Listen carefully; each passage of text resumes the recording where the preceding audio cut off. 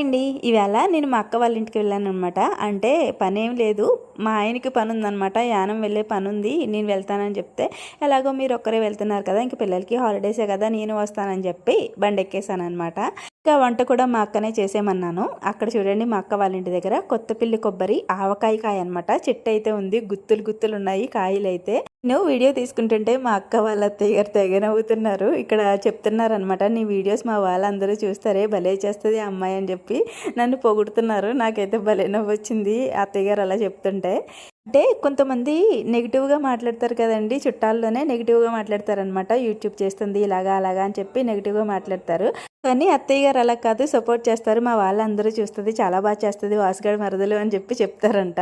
ఇంకా వీడియో తీస్తుంటే తెగ సిగ్గుపడిపోతున్నారు, నన్ను తీకే బాబు నన్ను తీకే బాబు అని చెప్పి. అయినా సరే తీసేశాను.